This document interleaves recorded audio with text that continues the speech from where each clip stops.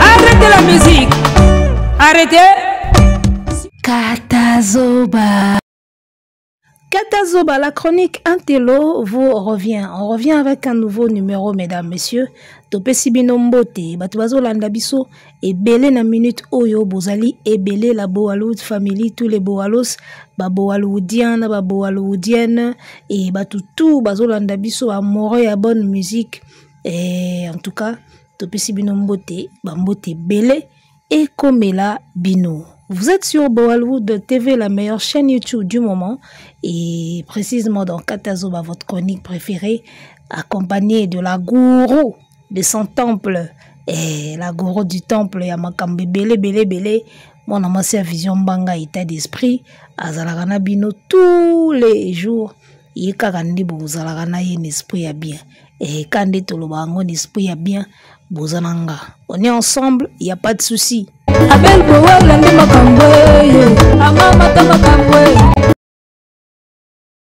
C'est au tour de Fally Ipupa maintenant de sortir sa chanson Le Temps après Ferregola, Amour illusoire. Eh bien, il a promis de sortir sa chanson le 2 sur toutes les plateformes de téléchargement ainsi que sur sa chaîne YouTube. Eh bien, nous sommes le 2, mesdames, messieurs. La chanson est sortie. Le Temps. Le temps. Kandingi bayimbiango kakandingi zalaka kande to utilizaka ngo kakandingi to lubarango Le Temps. Et enfin la chanson Le Temps de Fally Ipupa est sortie sur toutes les plateformes. Allez-y consommer, allez-y voir, allez-y écouter, mesdames, messieurs. Et kakandingi zalaka to yepe na ba réaction, ba impression na biso comme on l'a fait avec Amour illusoire de Ferregola. On a donné nos impressions. Après l'écoute de cette chanson, eh bien, on revient avec Fally Ipupa aussi pour donner nos impressions après écoute, après plusieurs écoutes, après écoute et réécoute. Eh bien, nous allons juste donner notre point de vue, nos réactions par rapport à ce qu'on a écouté, par rapport à ce qu'il y a dans la chanson. Et voilà. Alors, il a promis, il a réalisé. Le 2 yango nzembo le temps ego bima et bimi. Tout le monde a déjà extrait. Na TikTok et ainsi de suite, et Panzani déjà. Jean de la Fontaine à l'Obélatan, Jean de la Bruyère à l'Obélatan, William Shakespeare à l'Obéla, bon habitant, bo pekisa ngai te, bo force ngai te, bo tinda nga na makasi te, bo tikela nga tan, bo pesa nga tan. Batu mosusu balobi o Fally Ipupa azosenga tan par rapport à Stade de France. Ngape na kanisa ibongo et tant na yoka ki extrait wana na TikTok na kanisa ki ausenga temps par rapport à Stade de France. Apona abi est-ce que koyemba nzembo mobimbaka pona Stade de France. Toyo kangonon. To zeli nzembo ebimi toyo koyoka ke yana nzembo bolingo. Yana ngamba bolingo, yana ngamba Stade de France te eza na nga bolingo. Et voilà. Alors, c'est quoi nos impressions par rapport à la chanson Temps de Fally Ipupa? Déjà, c'est une chanson rumba. Isa rumba, abeti rumba na endinga betango déjà kitoko. Et la rumba, elle est belle, d'accord? Et rumba ya kitoko. Surtout lui qui fallait asala banzembo mabe, to asali nzembo mabe to kokosa. Bon, après, comme chaque artiste, il y a des chansons excellentes, il y a des chansons moins excellentes, il y a des chansons belles, moins belles. Kandinge izalaka. Ba œuvre nyoso, izalaka parfaite te. D'accord, mais en gros, fallait asala ba rumba naye déjà bien. Alors, je pense que Le Temps, c'est aussi une belle rumba. Isa rumba, isa hip-hop te, isa R&B te, isa charanga te, isa wabenga ngonini. Voilà, isa rumba. Une rumba dédiée à CTK, kombo toyoki na katenzembo wana na ebiete. Toyoki kandingi bazoyemba na katenzembo wana. Alors déjà la chanson, c'est une chanson d'amour, hein. Le texte, c'est un texte ya bolingo. Alors moi, d'après ce que j'ai compris, en parlant du texte, de la mélodie, et puis tokokende na côté performance. Côté texte, ce que j'ai compris, c'est que c'est une femme, d'accord? Et ça, likambo moi si, on dirait bazo pekisa ye mutu moko boye. ye azoloba ba forcer te batindi na makasi te asalaka volonté na bino mais batikeli ka temps. Alors tant na banda ko kanzembo yo na première écoute on a yoki na monaki yango za plus na tendance ya choix que ya temps. Bon vers le début nzembo zo kende côté net na tendance ya choix que ya temps. Côté azoloba ke za choix na ngai les goûts les colonnes ne se discute pas boutique langa na sali choix nanga. Na monaki yango ndike zo parler plus na choix que na temps. Mais après plus nzembo zo poussana na ko comprendre que il s'agit ya temps penza. Donc moi si moko bazo boyisa ye mutu yazo senga bango ka boutique langa temps. Côté moko azoloba pourquoi bolingi aussitôt dit aussitôt fait. Donc nasala kaka aussitôt bino bo pexinga na mutu na boya peka mbala moko na kata peka makambutu mbala moko. Alors que nzambe tango asala ki mukili azwaka temps pour asala mutu. Le ciel, la terre et tout alobaka maloba. Que la terre soit, la terre fut, que ceci soit, ceci fut. Mais tango mutu siko nzamba azwaki pena temps pour asala mutu. Kune zaki te o kingandi soit kingandi fut. On les a qui pena likambo temps. Siko pourquoi bolingi ngai botikelanga tante aussitôt bolobi, aussitôt na sala kande bolobi. Na boya mutu wana na boye peka mbala moko. Alors mutu azo senga temps botikela eta. Avec le temps, ye moko koyeba ndinga ko se détacher na mobali wana o bino bolobi abongi na ngate o bino bolobi aza bien te ponanga. Là c'est ce que j'ai compris. Alors ce que j'ai aimé dans Nzembo, c'est là où l'artiste a mentionné ba jeu dangereux o ba pekisaka biso na bomwana tango to kola. Bana bandal pona maya makelele, bana lemba ezaki soki GH soki nini. Abosanika bana changu ezaki maya njili. Bana changu na ebisa ona maya njili ezaki kopekisa na kopekisa ba parents ba pekisa parce que bana ebele pe batiola na maya changu wana ya maya njili. Oyo ute ko déborder dernièrement. Bana ebele batiola wana lo ba parents bazako pekisa bana maya njili. Bana ngo pe ndeko koloka. Bazalaki kaka kolinga ko kesuko na maya njili. Biso zaki mère aleki pena zoka yebo ba pesi rapport ke mwana kenda osuko na maya njili. Arobete lo wa bomai. Me bayoka apete kande fali alobi bayoka ate soko beti aleli esili tango baninga babatoke maya njili toke sukola bakeli susu. Onde kindoki. Mais avec le temps bakoli tout maya njili ngo pe bakenda na bango ngo souté et comme salité na ba microbe bato basukola na bango souté bato bakenda na ngo pe souté. Donc voilà, ba jeu dangereux ba parents ba pekisa biso na kala to banda ko yokati ata ko beta ko nini to banda ko zonga ka kuna. Mais avec le temps to baila. Donc makambutu avec le temps de to yebaka ndeni to ko gérer ngo avec le temps. Alors là où il a cité William Shakespeare, Jean de la Bruyère, Jean de La Fontaine, j'ai essayé de voir ce que ces gens-là ont dit sur le temps. Parce qu'il y a l'obika likolo, il y a l'obika Jean de La Fontaine, à l'obéla temps, Nanyo y a l'obéla temps. Mais baloba nini réellement sur le temps. Alors tu bêta que moi tour, côté ya Google, noko Google, koko Google, total et logo nini vraiment batuana baloba sur le temps. Alors, la bruyère, qu'est-ce que la bruyère a concrètement dit sur le temps? Le temps comme un maître, le temps est un grand maître. 2 points. La bruyère souligne l'importance de l'expérience et de l'apprentissage, suggérant que le temps permet de mûrir et de comprendre les choses. Voilà. Voilà, la bruyère, yepona ya le temps et permet à moto kola pe comprendre makambo. Textuellement na kawana ya bamaya njili na bamaya makelele. Bango moko bakoli ba comprendre ka kiza fokop batika ngo ka bango moko. Mais à l'époque ezaki neti kindoki. Alors William Shakespeare, il y a le banini concrètement sur le temps. Alors, William Shakespeare, il y a le temps comme force destructrice. Waouh! Le temps est souvent associé à la dégradation, à la perte de beauté et à la mort. Shakespeare explore comment le temps peut éroder les plus belles choses comme la jeunesse et l'amour. Le temps comme un maître absolu, le temps est considéré comme le maître des hommes, leur donne ce qu'il veut et non ce qu'il demande. Voilà. Donc William Shakespeare, il parle au bel temps, mais qui n'a pas un contexte de dégradation. C'est-à-dire qu'avec le temps, biloko kitoko et se dégradaka. Beauté koki ko se dégrader avec le temps, santé koki ko se dégrader avec le temps, et le quoi kitoko jeunesse et koki ko se dégrader avec le temps, mutanuni avec le temps, et voilà. Après yeko bakisa que le temps isa maître ya batu. C'est-à-dire que pour William Shakespeare, temps isa maître na biso. Avec le temps epesaka biso o ye alingi et non o tosengi. C'est fort, hein? C'est vraiment fort. Tant on a que talango nabi, waouh. Parfois il faut tout se documenter à boy, ça la bien. Ça dit que le temps nous donne ce qu'il veut avec le temps, avec lui, le temps.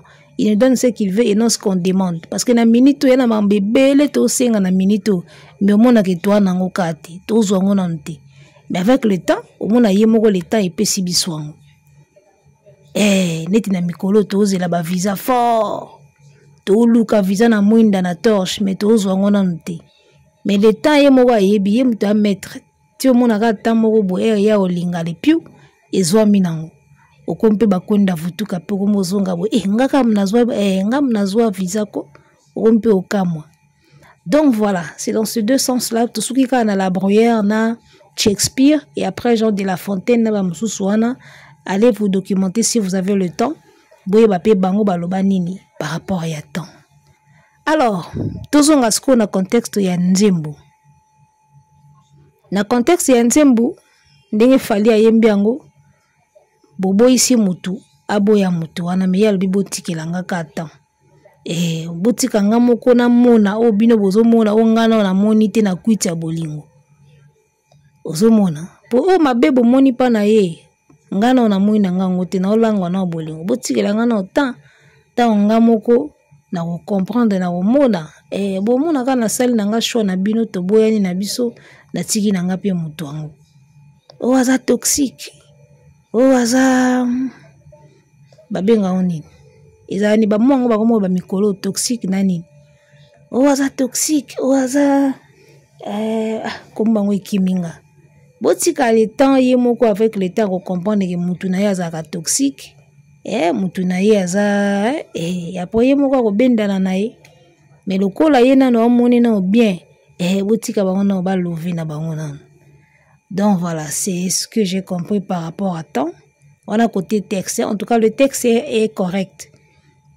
Dérapage exacté, et là il est au mot bimi libanda, to phrase moko bimi na contexte nango. Le texte est carré, la rumba elle est bonne, instrument qui toque, voix qui toque, musique qui est bien.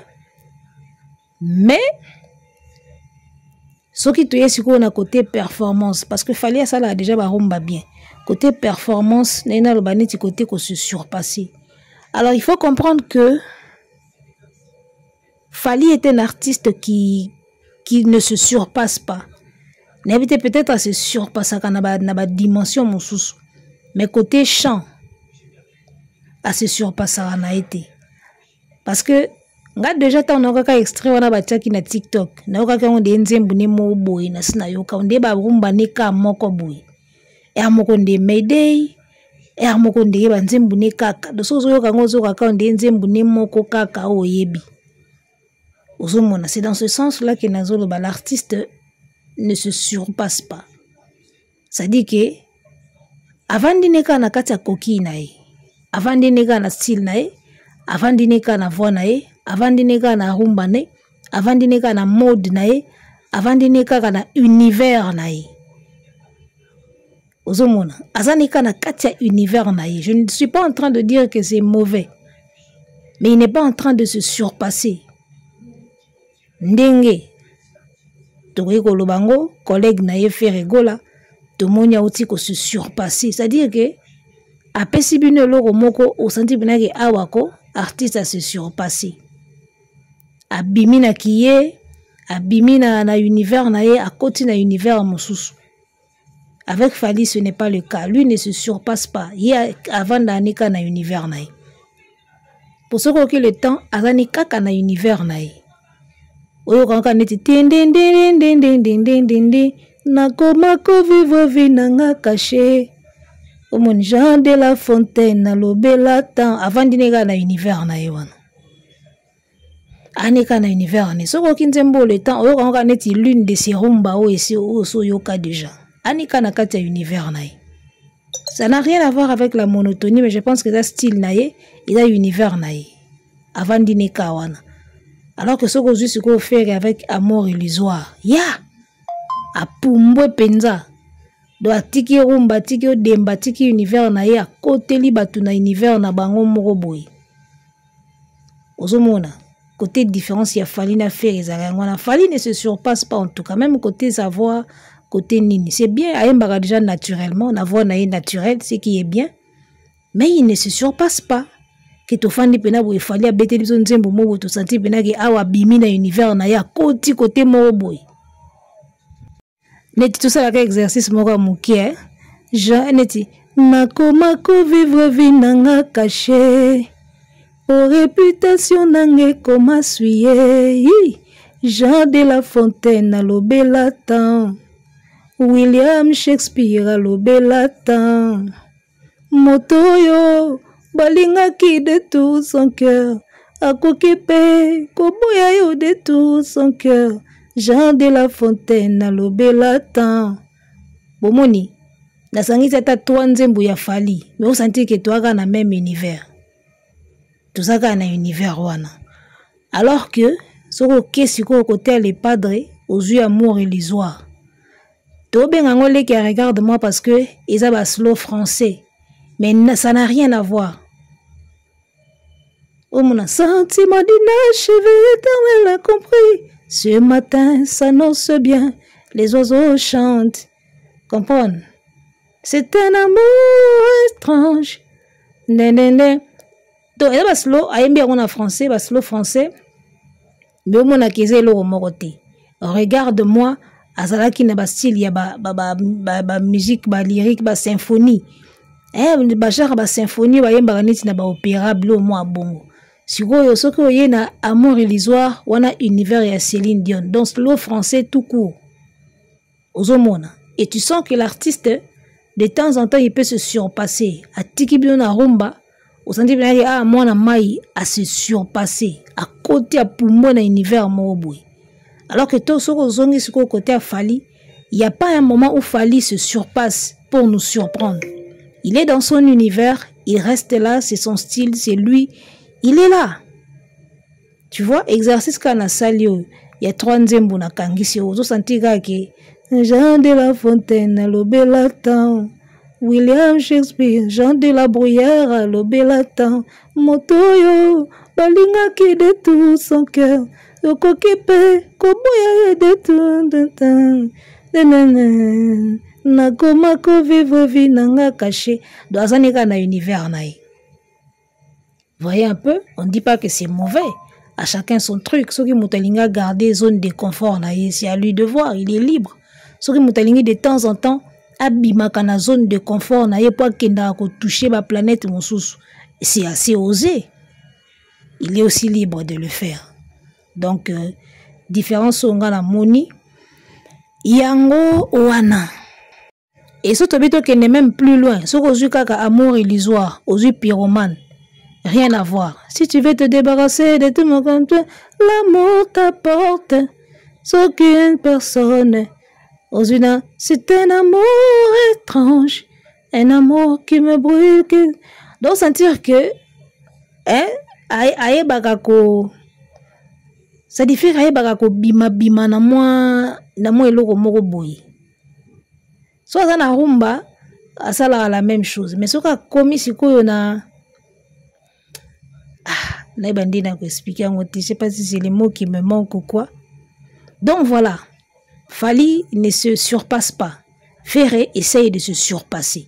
C'est-à-dire yoki bena iloko moko bi oyoko na yemoko. Et en tout cas à sali penab ya miné ne pas appeler sa résultat. Et c'est ce qu'on ne sent pas chez Fally. Même quand Fally est dans le style Tokos, même quand il est dans le monde de Tokos, tu sens que Azaka na univers nae. Comprendre? Neti nzembo nini ya Tokos. Mwana mamelo. Soko salifiere na kozongisonda ko salifiere sans. J'ai tellement envie d'aller au Septième ciel, sans redescendre. Ferme les yeux, fin vœu. S'en aller. Tous les deux, on va s'en aller. Ils ne pourront jamais le faire. On sentir que même quand Azana Bastille Tokos, Azaka na univers naï. Mais faire peut te sortir d'un univers à une autre. Il y a un univers de féminin ou masculin. Un univers. Eh. Bon, à quoi bimana univers, moi quoi qu'il y a un univers moussous. Tu vois? Donc, voilà. Mais en gros, c'est une très belle rumba. Le temps.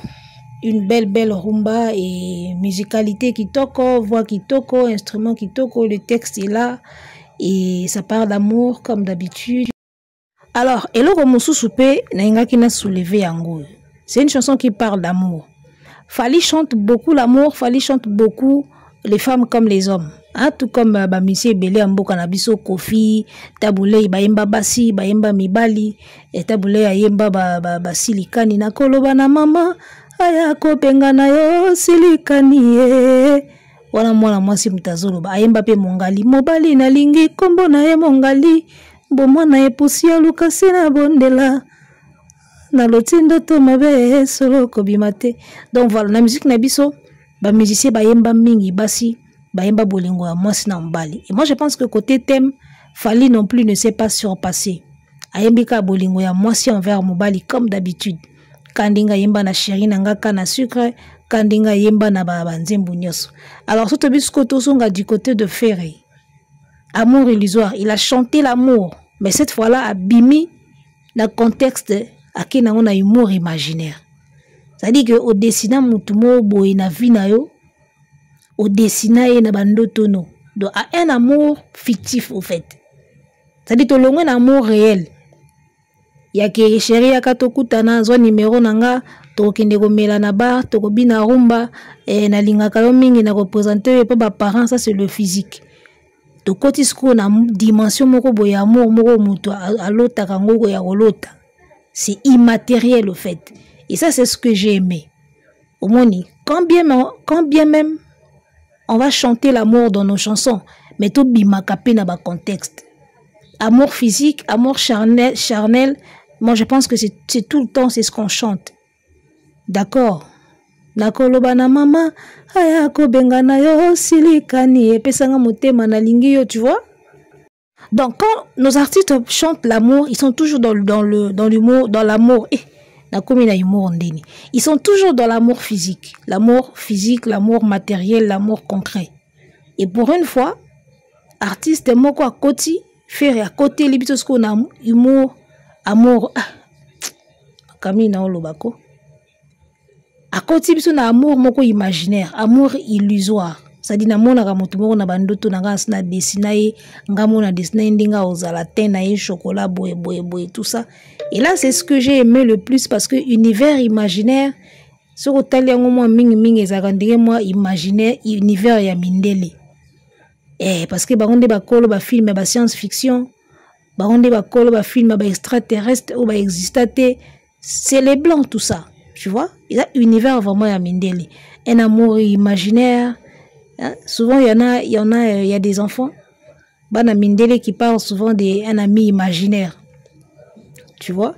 Ça c'est ce que j'ai plus aimé du côté de Ferré pour l'amour illusoire. Du côté de Fally, voilà, c'est de l'amour physique normal comme il a toujours chanté. Et la chanson Rumba, il est dans sa zone de confort, il est dans son univers, Abimite Azaka Awana. Et la chanson reste belle malgré ça. Donc voilà, c'est tout ce qu'on peut dire comme impression. Ça, ce sont nos impressions par rapport à la chanson Temps de Fally Ipupa. Et je pense qu'on va s'arrêter là. Hein? Et pour te l'exaper malobate, autolobi, je pense que il coquille. Autoloba lelo et les kao, autoloba lobby. Et le voilà envoyé mon co. Jean de la Fontaine, l'obelata. Motoyo. Bon, ils ont rappelé Nzimba Motoyo. Bon, pour finir, j'ai une sensation que c'est comme s'il fallait salir Nzembo mbang. C'est juste une impression. Ça peut être vrai ou pas, mais j'ai l'impression qu'on dirait salir Nzembo mbang. Ndira betelo mbang kana bimsela bango mbang na habité. Mais bon, c'est juste une impression. Voilà, on va s'arrêter ici, mesdames et messieurs. Nous sommes là toujours pour tous les artistes, toujours. Église au milieu du village ne tombera jamais. Malé, Betoukwendile, idéologie Zokota, Toke Nangora Aboye, avec la gourou. Voilà. Toko. Arrêtez la musique. Arrêtez quoi?